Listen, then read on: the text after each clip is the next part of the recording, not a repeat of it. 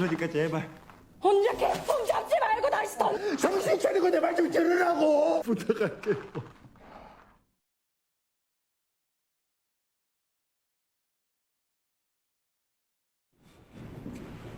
Adegan dimulai dengan dikumpulkannya para peserta di tengah-tengah ruangan. Para staf melakukan inspeksi ke masing-masing peserta. Sementara itu, frontman yang menyaksikan di balik layar memerintahkan para staf untuk melanjutkan permainan. Gi-hun yang merasa khawatir dengan keadaan si kakek memberikan jaketnya untuk menutupi celana si kakek yang basah karena mengompol tadi malam. Sang kakek berterima kasih. Kemudian dibalas oleh senyuman dari Gi-hun. 고맙네 어르신. Pengumuman kembali muncul, memberitahukan bahwa game keempat akan segera dimulai dan para pemain digiring oleh staf. Namun di tengah perjalanan, dengan serentak mereka menghentikan langkah dan menatap ke langit-langit dengan sentuhan musik klasikal yang menggema di seluruh penjuru ruangan. 기회를 부여받아야 합니다. 참가자 여러분께 Diperlihatkanlah rentetan tubuh manusia yang sudah tak bernyawa, menggantung tepat di atas para peserta. Sekelompok mayat tersebut merupakan para oknum staf penjual organ dan juga si dokter yang kemarin dibunuh karena melanggar aturan. Para peserta membisu, memberi tatapan kosong didampingi dengan rasa tak percaya. Dengan ini, Squid Games episode 6 dimulai. Adegan berlanjut pada Jungwoo yang tengah memotret bukti-bukti yang dia temukan. Namun tiba-tiba, sebuah telepon berdering. Jungwoo menghampiri sumber suara itu, namun beberapa saat kemudian muncul hentakan langkah kaki di tepi ruangan. Seperti yang kita duga, itu adalah frontman. Frontman speaking. Saat frontman meraih telepon tadi, Jungwoo sudah lebih dulu bersembunyi di balik ruangan lain. Telepon pun diangkat. Frontman mengonfirmasi bahwa ada masalah kecil yang terjadi namun berhasil dibereskan.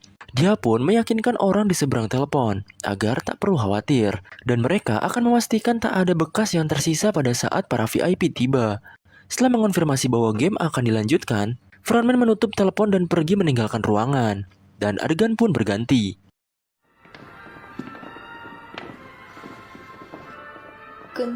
Ryung menghampiri dan mengejek si Jabri karena kematian si dokter. Tentu saja, preman ini merasa kesal. Namun, ia tak bisa melakukan apapun selain mengumpat di belakang wanita yang kini berjalan meninggalkannya. Pengumuman terkait permainan keempat dilanjutkan. Para peserta diberitahu bahwa mereka akan bermain berpasangan di game kali ini. Dan mereka bebas memilih pasangan masing-masing dalam waktu 10 menit. 사람의 동의하에 서로 조율자 주식이. Kembali pada Jungwoo yang sekarang menghampiri telepon dan berusaha menggunakannya dengan menelpon nomor darurat. Namun sayangnya, telepon tersebut tidak berfungsi. Pemilihan pun dimulai. Ryung dengan sigap langsung menghampiri para pria agar berpasangan dengannya. Pertama, dia menghampiri Gi-hun. Namun Gi-hun tak menjawabnya. Dia pun beralih ke Sang-woo sambil menggodanya. Tapi dia pun tak menjawab juga. Ryung yang 2 kali ditolak langsung menatap semua anggota kelompoknya. Dia bersikeras ingin diterima dan berkata bahwa mereka hanya malu untuk bilang ingin bermain dengannya. Omong kosongnya terus berlanjut sampai pada akhirnya dia dipotong oleh Sebyok. Sebyok berkata bahwa tak ada satupun yang mau berpasangan dengan pria dan wanita tua. Sebyok berjalan meninggalkan kelompoknya, dan si gadis bertindik pun menyusulnya. Setelah Sebyok, gadis bertindik, dan Ryung pergi, pemilihan pasangan di kelompok mereka berlanjut. Gi-hun tadinya ingin berpasangan dengan Sang-woo, namun Sang-woo terlebih dahulu memilih Ali sebagai pasangannya. Ali sempat ragu, namun Gi-hun berkata kalau dia tidak apa-apa dan bisa mencari pasangan lain. Satu persatu dari mereka telah menemukan pasangan masing-masing. Gi-hun dihampiri oleh si kakek, namun Gi-hun memohon maaf dan berniat menolaknya dengan halus. 죄송한데 이 도시 없으면은. Tetapi bukannya meminta untuk berpasangan, si kakek justru malah memberikan jaketnya agar Gi-hun tidak diremehkan nantinya. Adegan berpindah pada Sebyok, yang kemudian dihampiri oleh si gadis bertindik dari belakang. Gadis bertindik menawarkan diri untuk menjadi pasangan Sebyok. Walaupun sempat menolak, pada akhirnya mereka setuju untuk berpasangan setelah si gadis bertindik meyakinkannya. Gi-hun berbicara dengan pria yang mengaku sebagai guru matematika. Si guru menawarkan diri untuk berpasangan dengannya. Gi-hun sempat ragu, namun si guru MTK bilang kalau dia tidak segera mendapatkan pasangan, maka dia akan otomatis tereliminasi. Dia pun menunjuk ke arah si kakek yang duduk seorang diri, berkata bahwa dialah yang nanti akan tereliminasi karena tak ada satupun yang mau bermain dengannya. Gihun menatap si kakek. Kemudian setelah ragu-ragu, akhirnya Gihun menyodorkan tangannya untuk berjabat tangan. 갑시다 너랑.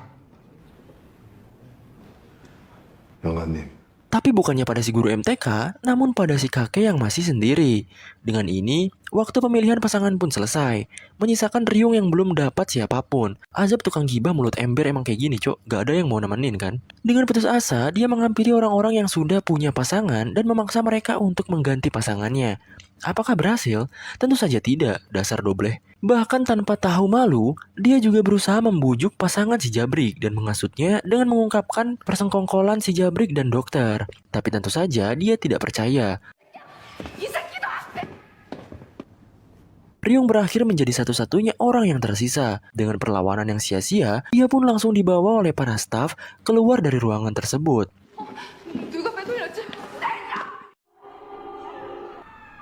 Sekarang adegan beralih ke para peserta yang telah sampai di lokasi permainan keempat yang dibuat mirip seperti komplek perumahan. Partner si Jabrik bertanya apakah yang dikatakan Ryung itu benar. Namun si Jabrik menyangkal omongan tersebut dan berkata bahwa Ryung hanya asal bicara karena putus asa. Para pemain diperintahkan untuk mengikuti arahan staf.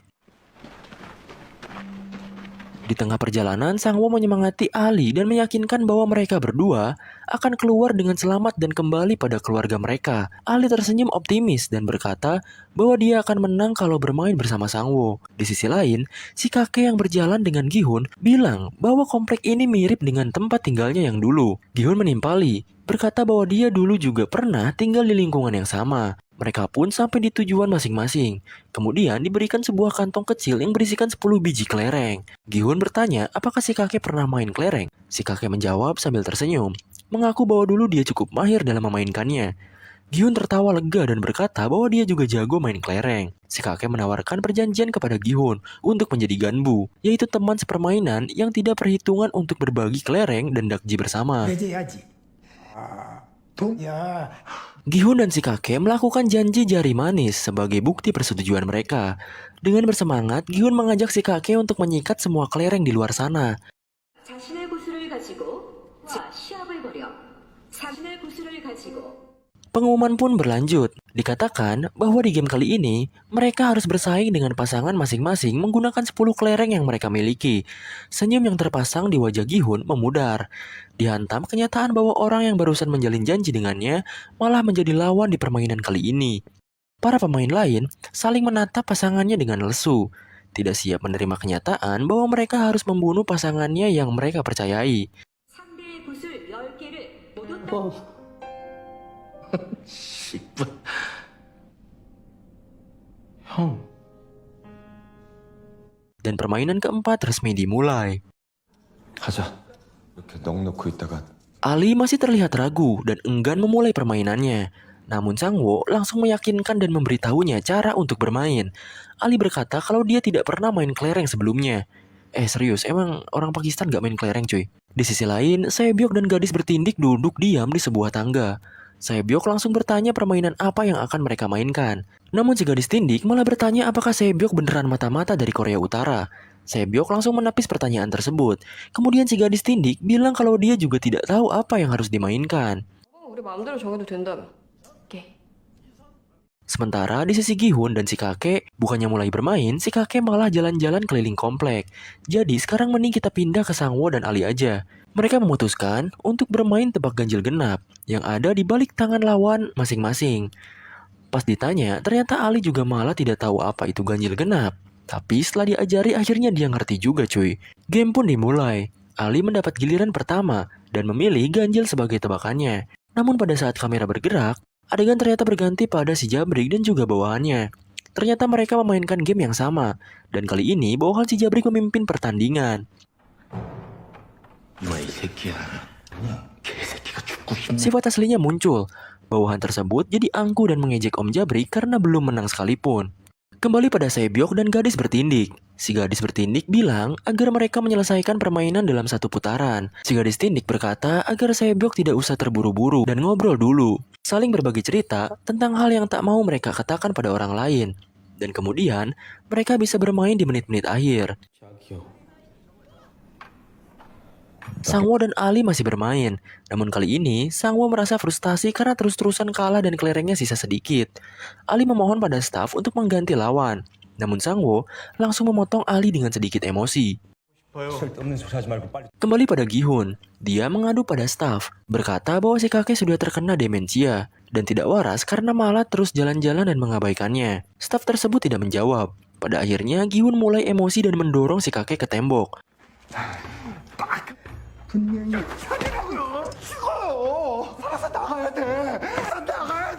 Gi-hun berteriak dan memohon agar si kakek segera memulai permainannya. Si kakek yang tidak berdaya langsung mengiyakan permintaan Gi-hun.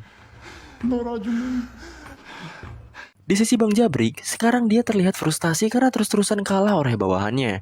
Dia pun meminta agar permainannya diganti. Tapi bawahannya menolak cuy. Bang Jabrik menghampiri staf, berkata bahwa kalau mereka menjunjung kesetaraan, maka mereka harusnya bisa mengizinkan pergantian game. Dan akhirnya, permintaan Bang Jabrik disetujui. 인정합니다. Sekarang kembali ke Sangwoo dan Ali lagi. Namun masih seperti sebelumnya. Lagi-lagi Sangwoo kalah. Dan saat Sangwoo memeriksa sisi kelerengnya, ternyata yang ia punya hanya tinggal satu. Saking frustasinya, Sangwoo menuduh Ali curang karena terus-terusan menang. Sangwoo semakin emosi karena Ali tidak mau mengaku. Dia mencengkram kerah baju Ali dan memarahinya.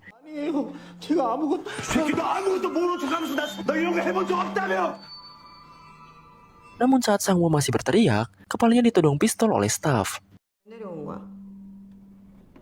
Adegan berpindah ke Sae-byok dan gadis bertindik yang sedang deep talk. Gadis bertindik bertanya tentang alasan kenapa Sae-byok pindah dari Korea Utara. Sae-byok menjawab, dia kira hidupnya bisa lebih baik.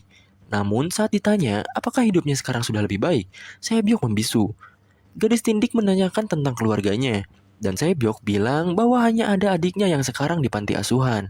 Ayahnya tertembak dan hanyut saat akan menyeberangi sungai. Sementara ibunya ditangkap oleh petugas Tiongkok kemudian dipulangkan. Adegan beralih, sekarang Gi-hun bermain tebak lereng dengan si kakek. Namun tampaknya nasib Gi-hun juga tidak baik karena terus-terusan kalah dari si kakek. Sementara itu, Bang Jabrik memulai permainan baru dengan bawahannya. Sekarang mereka main lempar kelereng. Apabila seorang berhasil memasukkan kelereng ke lubang, maka dia mendapatkan semua kelereng di tanah. Kembali lagi ke deep talk gadis-gadis kita. Si gadis tindik kini bertanya soal apa yang akan Sae-byok lakukan kalau memenangkan uang dari game ini. Sae-byok menjawab kalau dia hanya ingin membeli rumah dan membawa ibunya dari Korea Utara. Gadis tindik bilang kalau Sae-byok bisa dapat lebih dari itu. Sae-byok pun menjawab kalau dia ingin mengunjungi pulau Jeju yang eksotis. Gadis bertindik menertawakan Sae-byok karena impiannya yang kecil. Dia pun menawarkan untuk mengajar Sae-byok cara untuk menghabiskan uang di Korea Selatan. Namun setelah beberapa saat, gadis tindik sadar bahwa mereka tak bisa keluar bersama. Kini kamera beralih pada Sangwoo yang berlutut di hadapan Ali sambil menangis. Dia meminta maaf dan berkata bahwa dia tidak bisa mati di sini karena keluarganya akan ikut mati juga.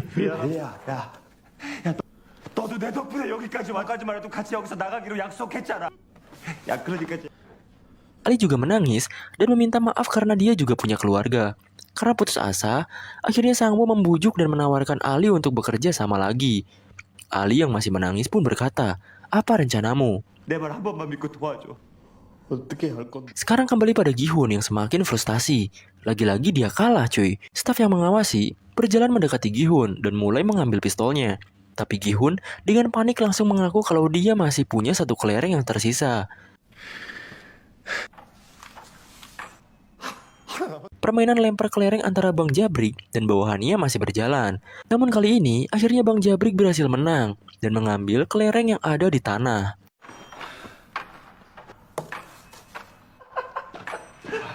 Di sisi lain, Sangwoo dan Ali sedang menyusun rencana.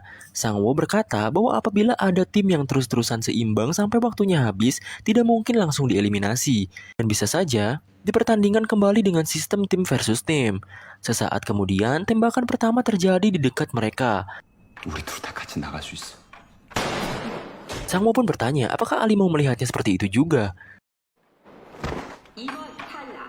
넌 Tembakan kedua terjadi. Namun kali ini berada di dekat Sae-byok dan gadis bertindik. Gadis bertindik bertanya apakah Sae-byok pernah melihat orang mati. Sae-byok pun bercerita bahwa dulu di kotanya pernah ada wabah. COVID mungkin. Orang-orang mati setiap harinya.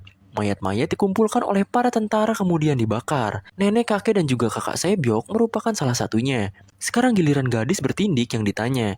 Dia bercerita bahwa mayat pertama yang ia lihat adalah ibunya sendiri, yang dibunuh oleh ayahnya sendiri juga. Dan yang selanjutnya adalah ayahnya, yang dia bunuh oleh tangannya sendiri juga. Ternyata ayahnya adalah seorang pendeta yang sering melakukan KDRT sambil berdoa agar diampuni dosanya. Tembakan selanjutnya berbunyi, membuat kaget Gi-hun yang masih bermain dengan si kakek.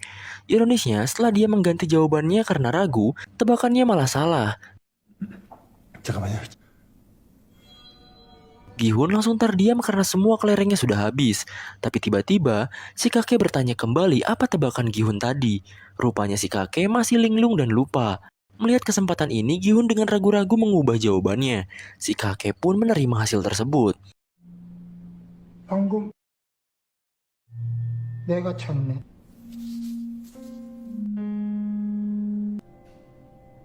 Kembali pada Sangwo dan Ali. Ali masih ragu-ragu dan bertanya apakah mereka akan berhasil. Sangwo meyakinkan Ali untuk kesekian kalinya dan berjanji akan memberikan satu kelereng terakhirnya apabila mereka gagal, agar Ali tidak merasa bersalah atas kematian Sangwo. Ali pun akhirnya setuju dan menanyakan rencananya. Sangwo memberitahu Ali bahwa mereka harus berpencar dan mengamati tim-tim yang tersisa dan mengincar tim dengan anggota paling muda atau yang paling tua. Ali mengangguk dengan yakin, kemudian bergegas pergi melaksanakan rencana mereka. Namun sebelum dia menjauh, Sangwo menghentikannya.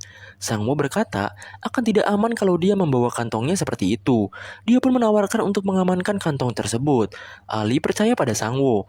Dia pun memberikan kantong tersebut padanya. Kemudian, Sangwo tiba-tiba membuka pakaian dan merobek kaosnya. Kembali ke si Jabrik dan bawahannya. Kini kelereng si Jabrik hanya tersisa satu, dan lemparan kali ini menjadi penentu nasibnya nanti. Dia pun mencoba fokus dan melemparkan kelereng tersebut. Namun sayang, kelereng yang ia lempar hanya bisa mencapai tepi lubang. Ternyata, bawahan si Jabrik juga hanya tinggal memiliki satu, dan dia pun melemparkannya. Adegan diperlambat. Dan saat kelereng bawahan Jabrik hampir masuk, tiba-tiba kelereng tersebut berbelok arah karena membentur kerikil di depannya. Dengan ajaib, kelereng tersebut malah menabrak kelereng si Jabrik yang nganggur di tepi lubang hingga jatuh ke dalamnya. Pada akhirnya, si Jabriklah yang menjadi pemenang. Karena tak terima, ia pun berlari kabur dari staf yang hampir menembaknya. Kita semua tahu, kabur dari tempat ini hanya akan berakhir sia-sia. Jadi saat bawahan si Jabrik sampai di depan, dia sudah disambut oleh petugas yang menodongnya dengan senjata api. Tak butuh waktu lama, dia pun ditembak mati setelah mengucap umpatan terakhirnya. Tepat di saat tersebut, dengan cepat Sangwo menukar kantung Ali dengan yang ada di tangannya. Memang yang namanya orang putus asa, apapun rela dilakukan gitu. Setelah selesai, Sangwo pun berdiri dan mengalungkan kantung kelereng Ali yang sudah ia modifikasi. Ali pun pergi, dan adegan kini berganti. Kembali ke Gi-hun dan si kakek. Kali ini Gi-hun mulai memanfaatkan keadaan si kakek yang linglung dan mengubah jawaban si kakek. Si kakek pun malah lanjut percaya dan menyerahkan kelerengnya pada Gi-hun. Adegan berganti lagi menuju Ali. Dia melaksanakan tugas yang diberikan oleh Sangwo. Dia terus berjalan dan mengecek pemain walaupun berkali-kali dikagetkan oleh suara tembakan di sekitarnya. Sementara Sangwo mengambil kembali pakaiannya yang tergeletak di tanah, beserta kantung kelereng yang ia tukar. Gi-hun dan si kakek masih melanjutkan permainan mereka. Namun tampaknya sekarang Gi-hun mulai merasa bersalah. Kembali lagi pada Sangwo. Kini dia memberikan kantung kelereng yang dia tukar tadi kepada staf. Sangwo memberitahu bahwa peraturan permainan ini adalah mendapatkan kelereng lawan dengan permainan apapun tanpa melakukan kekerasan. Dan dia tidak melanggar aturan tersebut. Pada akhirnya, staf menerima kantung tersebut. Dan adegan pun kembali menuju Sae-byok dan si gadis yang bertindik. Sae-byok mengajak si gadis tindik untuk memulai permainan seperti yang mereka rencanakan. Gadis tindik menjelaskan permainan yang mereka lakukan adalah lempar kelereng. Dan yang kelerengnya mendarat paling dekat dengan tembok, maka dia yang menang. Kemudian Sae-byok pun balik menanyakan nama gadis tersebut. Ji-yong adalah jawabannya. Sae-byok bertanya siapa yang akan lempar duluan. Ji-yong pun memilihnya. Si kakek mengecek kantung kelereng miliknya. Namun sayang, kini kantung tersebut kosong tak ada sisa. Kakek berkata apa yang harus dia lakukan. Dia ingin bermain lagi. Dia pun meminta Gi-hun untuk meminjamkannya satu kelereng saja. Namun Gi-hun hanya bisa meminta maaf dan bangkit dari duduknya. Namun tiba-tiba si kakek ternyata masih menyimpan satu kelereng di sakunya. Gi-hun yang heran langsung mengecek isi kantungnya tersebut, dan ternyata isinya hanya 19 kelereng. Saat dia mengangkat wajahnya, si kakek sudah pergi meninggalkannya. Setelah Sebyok selesai, sekarang giliran Jiong untuk melempar. Namun bukannya melempar, Jiong justru malah menjatuhkan kelerengnya ke tanah dengan sengaja. Sebyok kaget. Kemudian dia mendorong Jiong ke tembok dan bertanya apa maksud dari perbuatannya. Sebyok menyuruh Jiong untuk melempar kembali. Namun Jiong menolak dengan alasan dia masih akan tetap kalah dan ingin kalah dengan cara yang keren.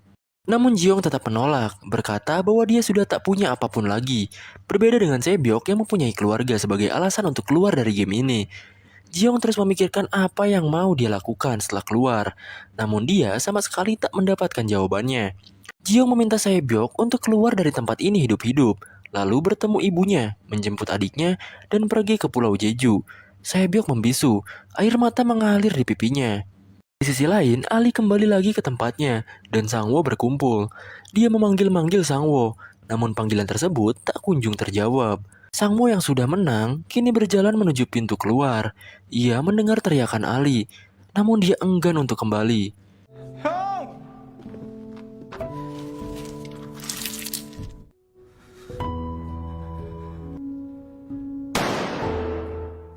Ini adegan beralih pada Sebyok yang berjalan meninggalkan Jiong. Sebelum dia pergi, Jiong memanggil namanya sekali lagi.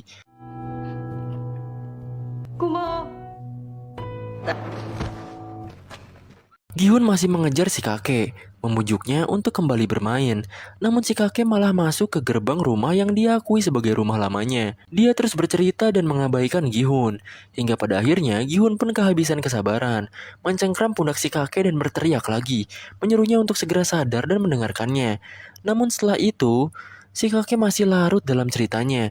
Gi-hun tak punya pilihan lain selain menangis dan memohon. Akhirnya si kakek pun menjawab dan menawarkan untuk bermain sekali lagi dan mempertaruhkan semuanya. Gi-hun protes dan berkata itu tidak masuk akal. Namun jawaban si kakek membuatnya kaget. Ternyata si kakek sadar kalau Gi-hun telah membodohi dan mengambil semua kelerengnya. Si kakek meraih tangan Gi-hun, kemudian memberikan satu kelereng terakhirnya.